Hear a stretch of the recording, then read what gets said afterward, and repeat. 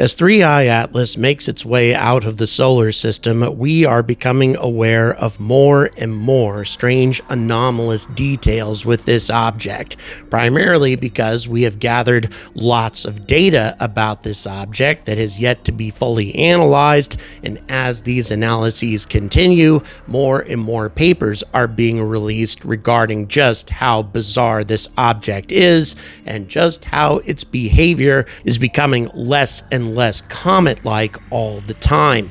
In addition to that, though, there are some who have begun to wonder, is it possible that 3i Atlas has been here before? Is this not a one-time interstellar event, but rather an event that has been repeated over the centuries? Or if not, has an object similar to 3i Atlas passed through our solar system in a strange event lost to time? Well, in 1883, an event known as the Zacatecas UFO event took place in Mexico, a well-documented event involving a series of astronomical sightings made by Mexican astronomer Jose Bonilla at the Zacatecas Observatory in Mexico on August 12th and 13th of 1883. This particular event has also been attributed to a possible comet. A comet that wasn't really behaving like a comet, but if it was, and not a UFO as some have theorized, it was an event that very nearly could have caused the extinction of our civilization, if not humanity altogether. All of this and the latest discoveries regarding 3i Atlas coming at you right now. Good afternoon, alien enthusiasts, and welcome to another Angry Alien Bulletin. Today, it's going to be sort of a supersized 3i Atlas episode talking about two different topics, both related to supposed comets that don't behave like comets. First of all, we're going to be talking about a new anomaly that has developed with 3i Atlas, or rather has simply been observed with 3i Atlas, and I think as time goes on, we're going to have quite a lot of these because we've gathered a tremendous amount of data about this object with the various observatories, both space-based and also here on Earth, that have examined not only visually what this object is doing that is so radically different from any comet that's ever passed through our solar system, but in addition to that, the composition of this object and its coma, its antitail, a lot of strangeness associated with this composition that once again, although it bears some resemblance to comets, it doesn't behave like a comet. And a recent paper, a recent analysis that is, of 3i Atlas's composition, or that is to say, the coma, the antitail. There isn't really much of a conventional tail to be observed in these particular observations. Doesn't seem to be a conventional tail with this object at all when these particular observations were made of 3i Atlas, but the composition proved to be very interesting indeed. But what was far more fascinating was the fact that in spite of the composition bearing some resemblance to cometary composition, 3i Atlas is not doing what it's supposed to do. As a matter of fact, if we are to assume that the same processes are going on 3i Atlas, the same kinds of solar heating and such that create sublimation, cometary outgassing, all of that sort of thing, if all of this is going on 3i Atlas as it would with a conventional comet, then what is happening right now is completely defying the laws of physics. And I think all of you know how much I hate to say stuff like that. And in addition, we need to talk about another event that took place regarding a supposed comet. This one took place in 1883 at an observatory in Mexico, a very experienced astronomer who was watching the sun. And this particular event is regarded by many ufologists in any event as being the earliest UFO sighting that has ever been made, or at least least the earliest UFO photographs that were ever taken. However, a recent paper has come up with a natural explanation, still one based in astronomy, but a natural explanation for this phenomena that if that were true, our planet came very close indeed to a cataclysm that would have wiped our civilization from the surface of the Earth. First of all, we're going to talk about this new paper, and it regards spectrographic analyses carried out by the SphereX Space Observatory. These are not the first spectrographic analyses that this telescope has taken of 3I Atlas, but some amazing changes have taken place in the time between observations. These images were taken in the wavelength range of 0.75 to 5 microns between the 8th and 15th of December 2025, so very recent. Each image spans 300,000 kilometers on a side, comparable to the Earth-Moon separation. The brightness contours represent 5, 20, and 50 times the background noise. The celestial north and east directions are shown by black arrows, along with the anti-velocity and anti-sun directions. In other words, any sort of pear-shaped or anti-tail elongations, well, because I said the word anti-tail, it should be pretty apparent that any sort of deformation of this coma is heading in the direction of the sun and not away from the sun. Again, completely in defiance of virtually every other comet that's ever been seen, assuming that this is a comet. And as you can see, the vast majority of the gas plumes were actually round. None of them seem to be affected by the solar wind. So this new paper was led by Carrie Liss, and it reports large-scale images of the gas plume around interstellar object 3I Atlas after perihelion. And as I mentioned before, on these large scales, the brightness maps of dust and organics, assuming that we're looking at dust here, were found to be pear-shaped with an anti-tail elongation in the direction of the sun. The other 6 gas plumes were found to be nearly round. In other words, none of the materials surrounding 3I Atlas seems to be affected by the solar wind or solar radiation. The major gas species were identified as cyanide, water, organics, carbon dioxide, and carbon monoxide. The CO2 gas plume continues to extend out to a few 100,000 kilometers, again against the solar wind. It's not being affected by the solar wind for some reason, and the dust spectrum can be described as the sum of scattered sunlight and thermal emission. In other words, the thermal readings that we get out of these observations are being interpreted as dust, but we need to keep in mind that other types of things can give off thermal emissions as well.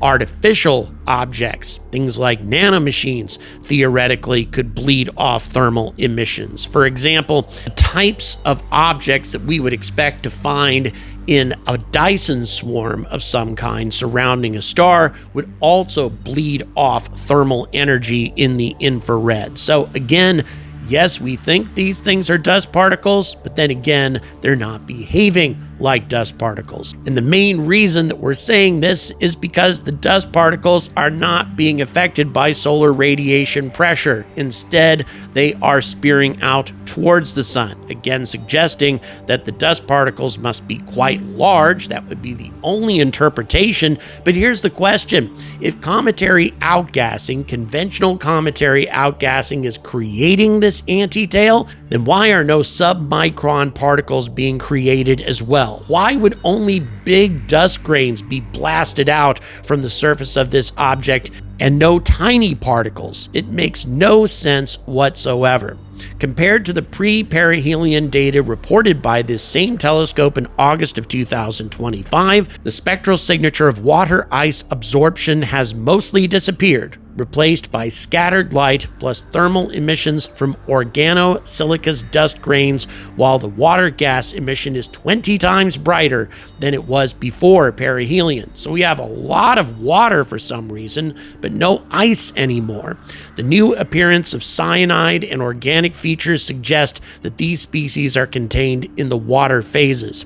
The new mass loss rate of water is 180 kilograms per second, similar to the new mass loss rate of carbon dioxide, with both being 2/3 of the carbon monoxide mass loss rate. Again, big changes in the composition of this object since the time that it was observed by the same telescope a few months ago.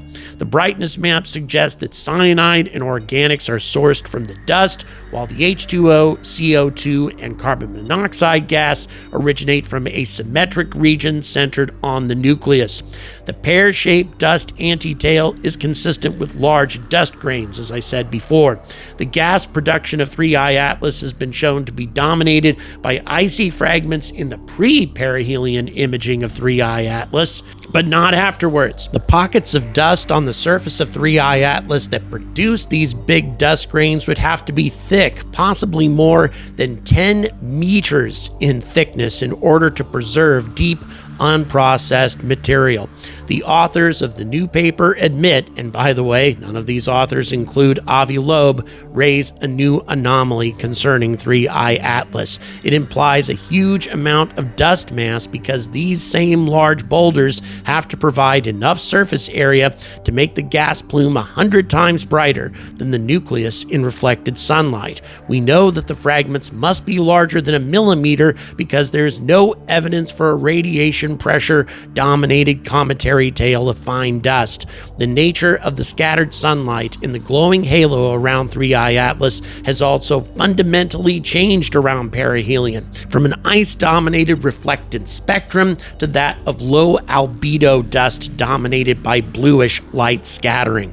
The SphereX data demonstrates once again that science is a learning experience. We need more data to guide us about the proper resolution of the above-mentioned anomaly. We should not be surprised to find out that objects arriving at our cosmic backyard in the inner solar system from the cosmic street of interstellar space are radically different from the familiar icy rocks that we had seen before. And if I may add something onto that, it becomes increasingly irresponsible to say that these objects are just ordinary comets like any other with some minor differences, when that clearly isn't true.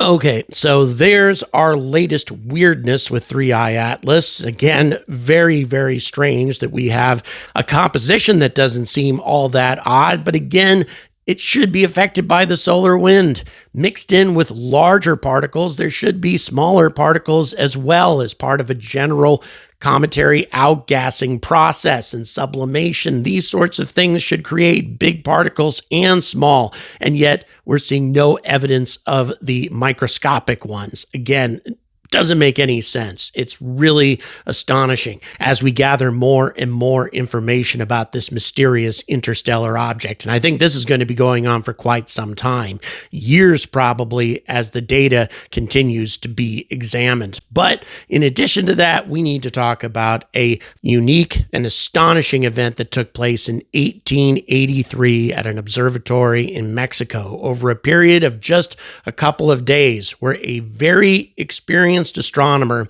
observing the sun saw several groups of mysterious objects cross the sun's disk in a way that he had never seen before. Again, this is a very experienced astronomer who spent many years observing the sun from a variety of observatories, not just this one, and he had never seen anything like this before. And as I mentioned previously, ufologists have looked upon this event as being the first ever UFO sighting that involved photographic evidence.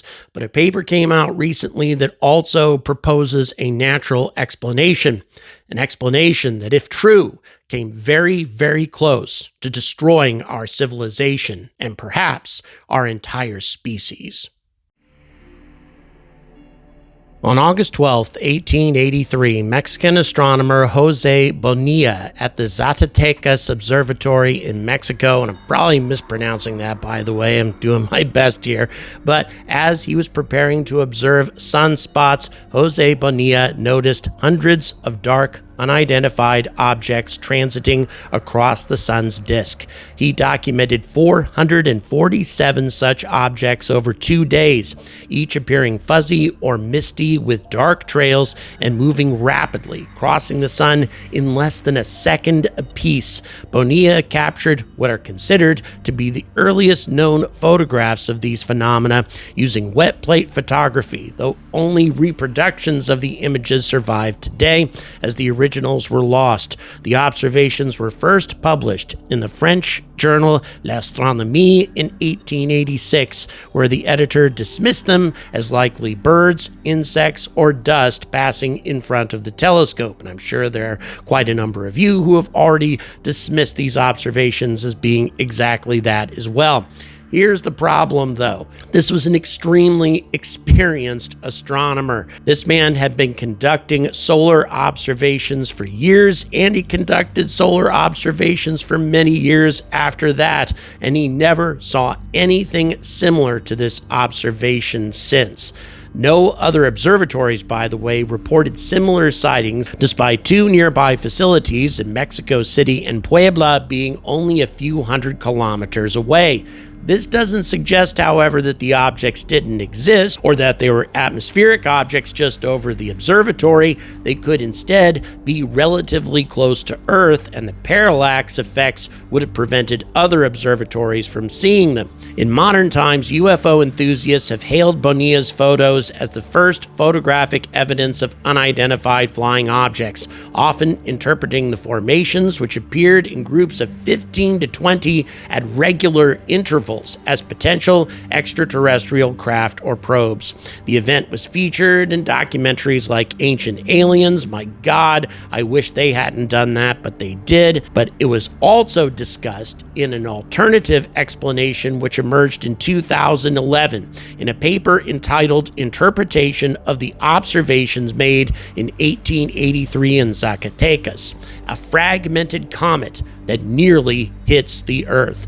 This was authored by Hector Javier Durand Mantarola, also referred to as Hector Mantarola, Maria de la Paz Ramos Lara, and Guadalupe Cordero from the National Autonomous University of Mexico. The paper proposed that Bonilla witnessed fragments from a massive comet that had recently disintegrated and passed extremely close to Earth, estimated as between 538 and 8,062 kilometers above the surface, much closer than geostationary satellites.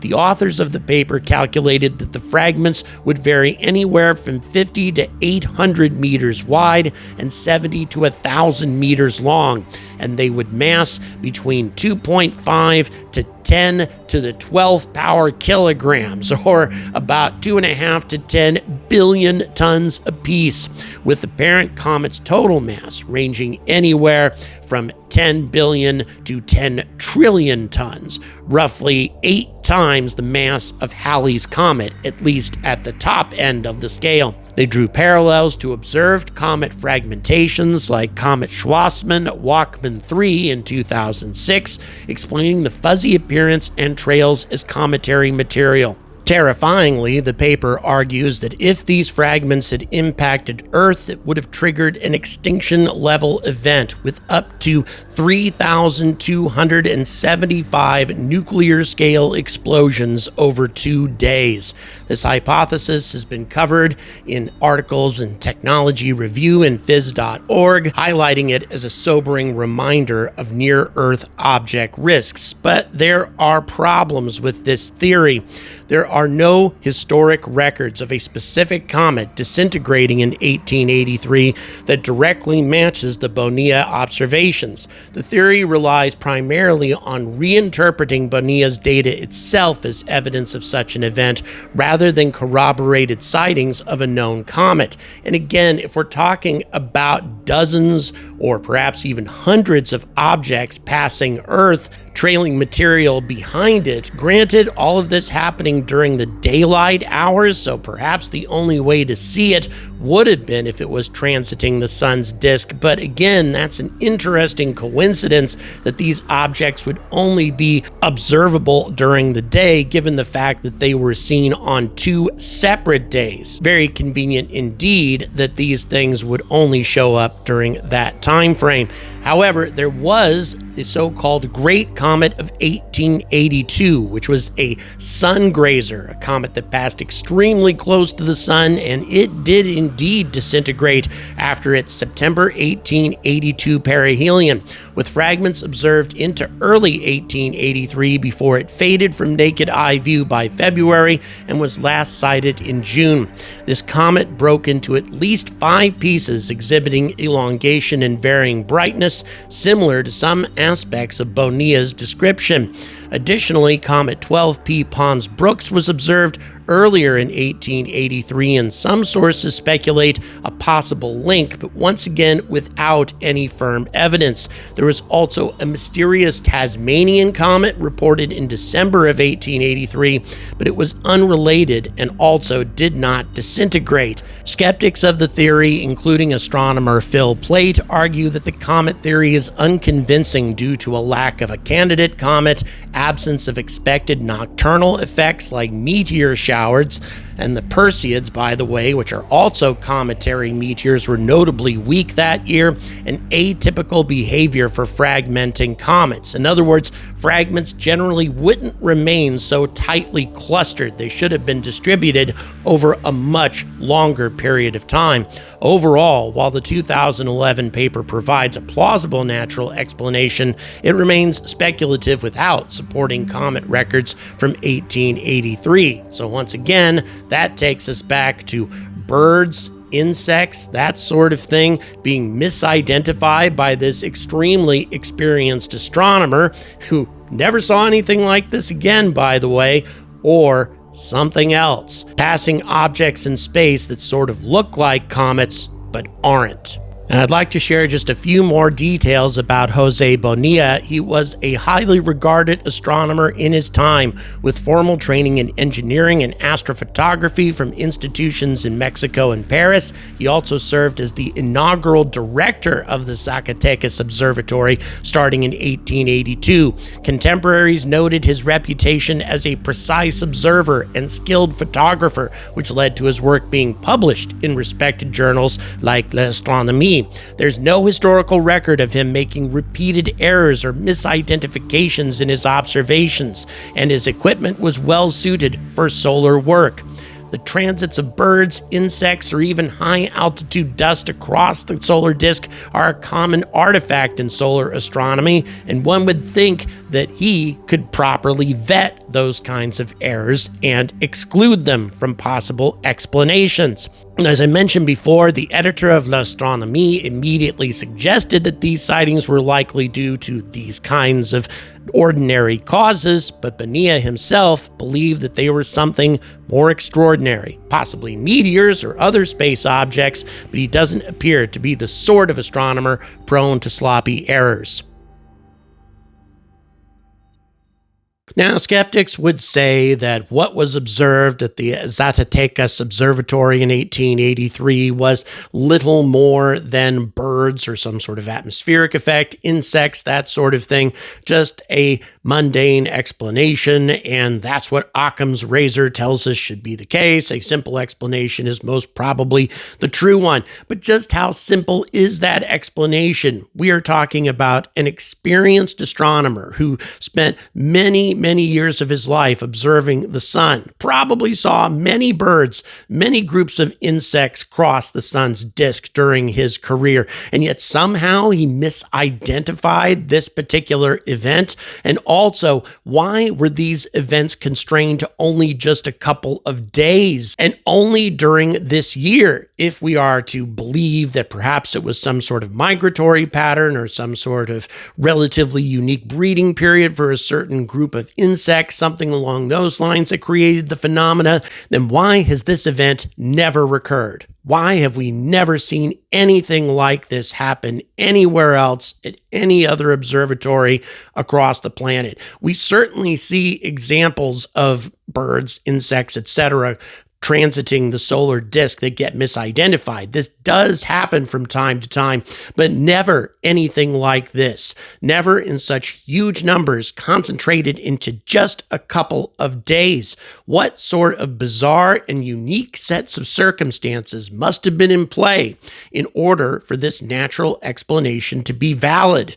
Is Occam's razor truly being applied correctly here? Is this collection of unlikely events that would have to conspire in order to make all of this happen, this natural explanation, be valid? Is this really simpler than something being out in space transiting the sun's disk on a one-time event? And if it were an interstellar object, something like 3I Atlas, that would be even more plausible. And once again, might have been a comet. It might have been something else because, as we mentioned during the video, there's no evidence of a cometary breakup taking place, no corresponding or collaborating evidence that this sort of thing happened, and a big cometary breakup with large fragments that close to our planet should have been observed from other telescopes somewhere on the planet. We saw no evidence of that, but then again, there were cometary breakups the year before, so theoretically there could be a connection here, but then again, perhaps not. Perhaps it was something a lot more fantastic and something a lot more unique, not all that different than 3I Atlas.